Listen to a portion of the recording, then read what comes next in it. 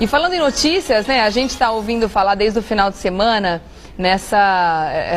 esse levante do PCC, que de repente começou a acontecer mais uma vez, né, que a gente espera que não aconteça. Vamos falar sobre isso no programa de hoje também, com a análise do Dr. Eduardo Leite, que está aqui com a gente. Olá, tudo bem? Bom dia. Seja bem-vindo à Revista da Cidade. É sempre um prazer estar aqui. Prazer é todo nosso. Me diz uma coisa, Dr. Eduardo, na sua visão, o que você está entendendo dessa questão toda, desses números que estão sendo passados, que ainda, segundo as autoridades, são contraditórios, né? Não existe aí um número exato, né, para ser divulgado de quantos integrantes estão soltos, de quantos estão presos.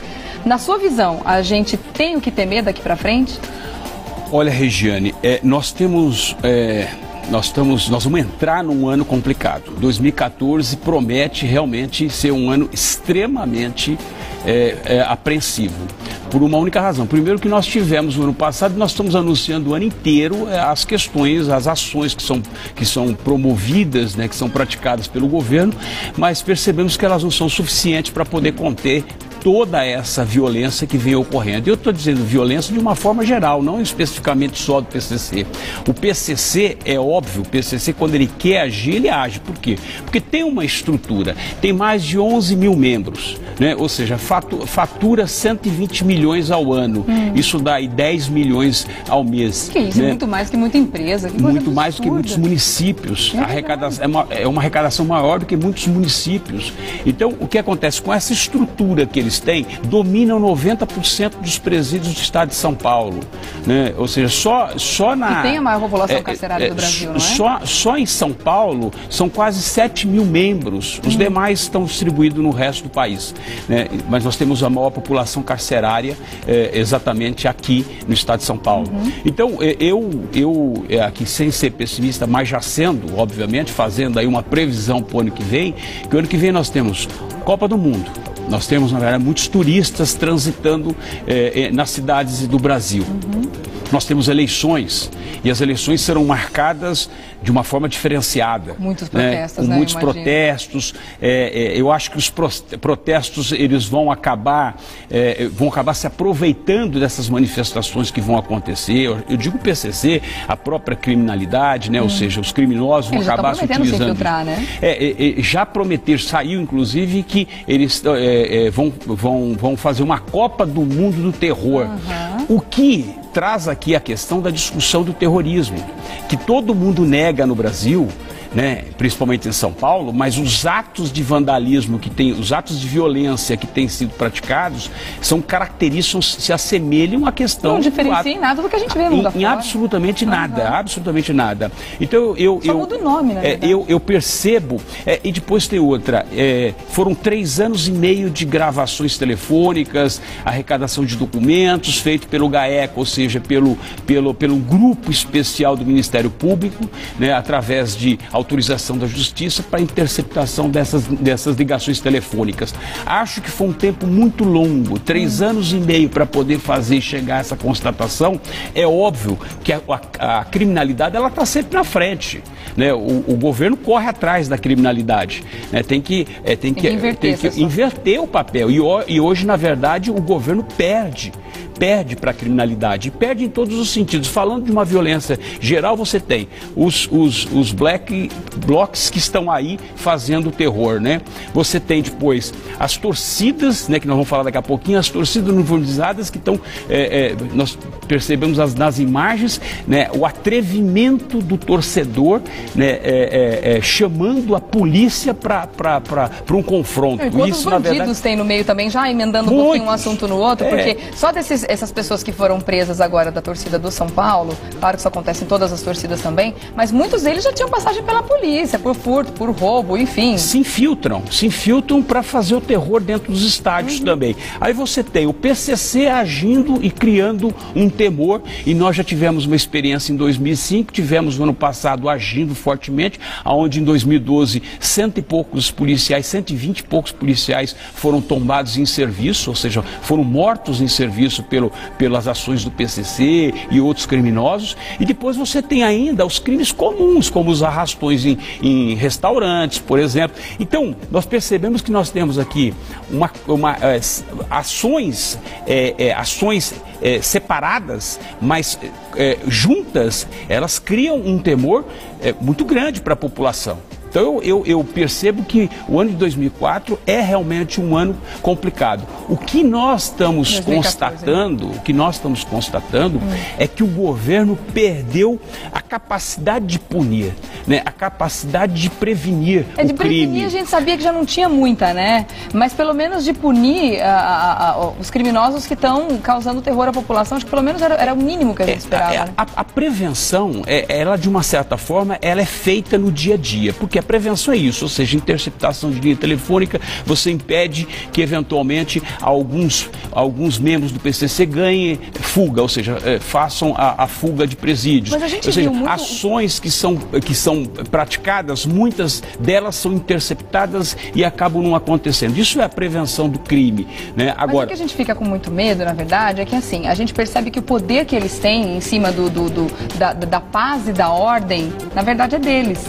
Esse é o grande medo. Porque se eles querem ficar quietos, a gente tem paz, a gente tem sossego. Se eles querem tocar o terror, aí a gente não tem sossego. E assim, essa ordem parte, como a gente sabe, de dentro dos presídios. A gente viu, por exemplo, até falando da questão da prevenção, quando os policiais estavam sendo assassinados em grande escala, a gente até comentou sobre isso aqui no programa também, isso foi acontecendo enquanto a gente estava aqui também conversando. Foram muitos policiais durante um período curto de tempo, né? E isso tudo também, apesar deles negarem na época, era ação do grupo organizado. Nós tivemos, inclusive, a queda de um secretário de Segurança Pública e o Grela que está aí, o Fernando Grela que está aí, entrou exatamente num momento bastante complicado. Crítico, né? Agora, as ameaças do PCC se deu em função não só da divulgação de todo esse trabalho do GAECO, ou seja, dos promotores que fizeram essas interceptações e durante 3 anos e meio monitoraram a ação do PCC, mas, sobretudo, o Ministério Público pediu para que 100 e poucos membros do PCC fossem incluídos no RDD. O RDD, na verdade, é o regime disciplinado diferenciado, ou seja, a pessoa perde visita íntima, não pode ficar restrito a um determinado local, ou seja, perde a capacidade de se locomover e de agir dentro do presídio. Né? Então, por conta dessa questão é que os membros do PCC começaram a fazer essas ameaças. Tivemos ameaça de morte, inclusive, contra o governador a semana passada. Aliás, sobre isso eu queria que você falasse na volta. Vamos deixar esse assunto em aberto, tá bom? Vamos lá. Até já, doutor Eduardo. Esse realmente é um assunto que causou uma grande preocupação, né? Afinal de contas, eles estão aí fazendo ameaça ao governador do estado de São Paulo, dizendo que vão apagar, como eles disseram ali, né? Matar o governador. Enfim, daqui a pouco o doutor Eduardo comenta também essa colocação aí dos integrantes do PCC. Vamos continuar a conversa com o doutor Eduardo Leite a respeito aí do temor que o PCC está causando em todo o Brasil, mais uma vez. A gente estava falando sobre a ameaça, né, que foi feita ao governador Geraldo Alckmin. Você teve acesso ao conteúdo todo, ao teor todo dessa conversa? Porque a gente teve acesso a um trechinho muito pequenininho. Ficou uma impressão de que está faltando alguma coisa aí, né? Eu não tive acesso, mesmo porque isso é um procedimento sigiloso e que, obviamente, nós não temos acesso. Mas podemos imaginar como isso estava sendo preparado. Né?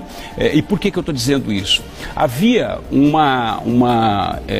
um plano já traçado pelo PCC de fazer resgate de alguns líderes do PCC utilizando helicópteros, né, e imediatamente seriam deslocados para um determinado local, e esse local estariam lá, teriam aviões aguardando da fuga para essas pessoas para o Paraguai, né, para cruzar a fronteira mesmo. E aí seria feito uma preparação. Já tinham, parece que, gasto mais de 600 mil reais, o PCC gastou mais de 600 mil reais para começar a preparar toda a logística disso, mas a ideia era realmente interceptar o governador e aí, obviamente, agir contra o governador, né? É óbvio que o governador tem todo um aparato de segurança, mas, de qualquer forma, nós estamos falando de uma ameaça, né? Uma ameaça ao governador do estado, ao chefe do governo do estado de São Paulo, que é muito sério isso, é óbvio que é muito sério.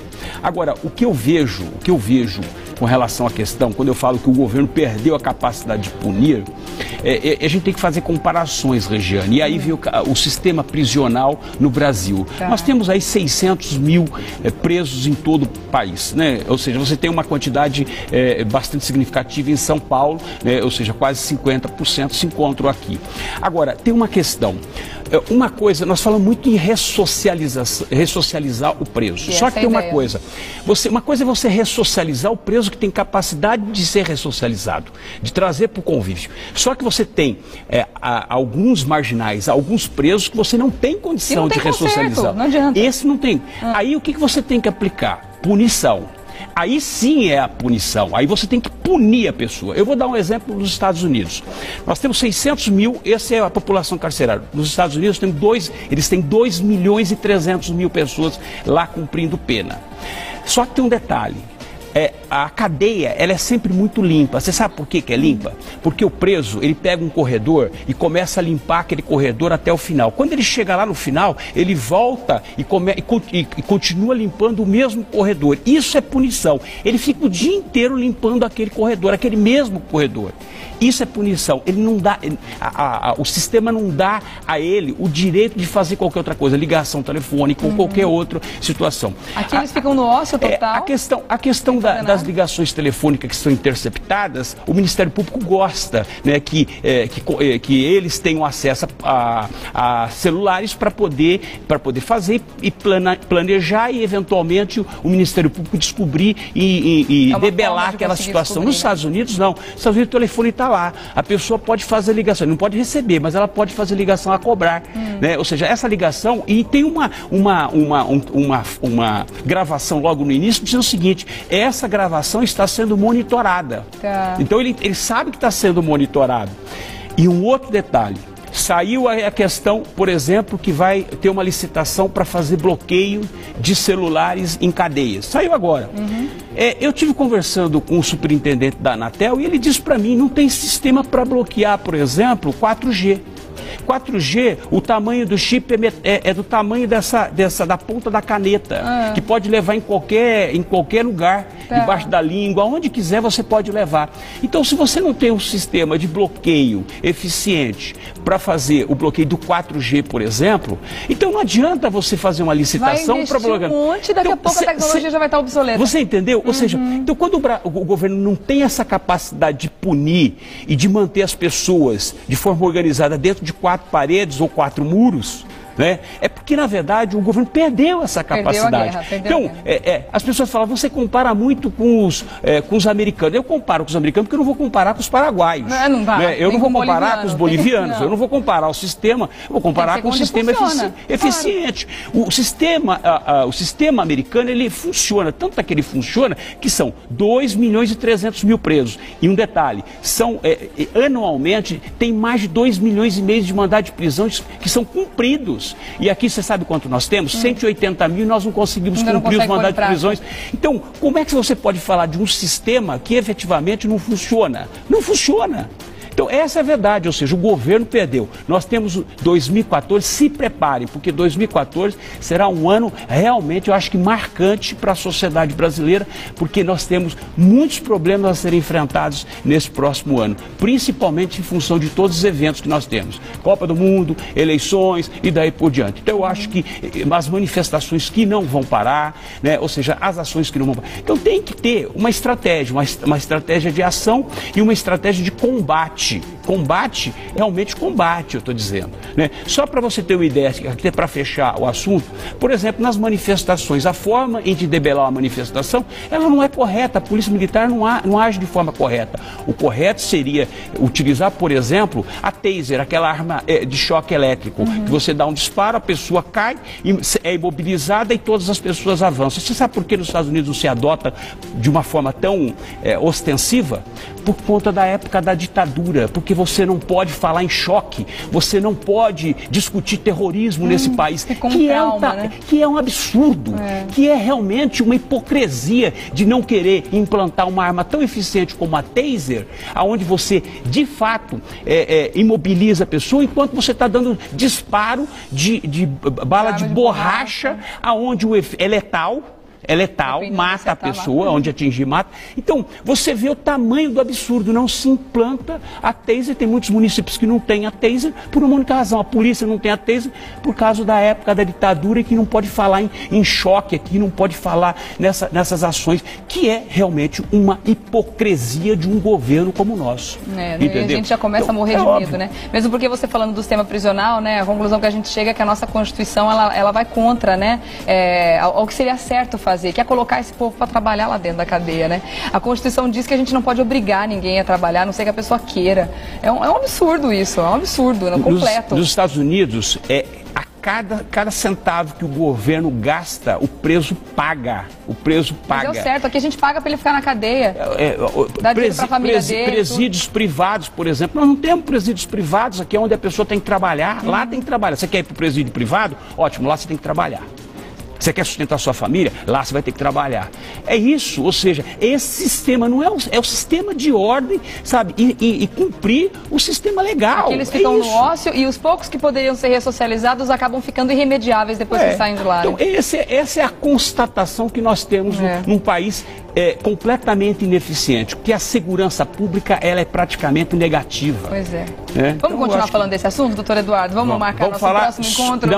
Não é a próxima semana, porque na próxima semana nós estamos nós vamos estar com a Assembleia de Instalação do Comitê Permanente da Latino-Americano, né, para prevenção de crime, que é um comitê instituído pela ONU, inclusive, onde nós estamos preparando, vamos discutir bastante essa questão para a América Latina toda. São 19 países. Enquanto isso, você vai fazendo aí o contato com o doutor Eduardo Leite através do Facebook 500 Melhores Júris, e a gente se vê na outra semana, então. Na outra semana. Boa sorte lá. Obrigada, viu, doutor Eduardo? Obrigado. Até uma próxima. Até a próxima. Obrigada.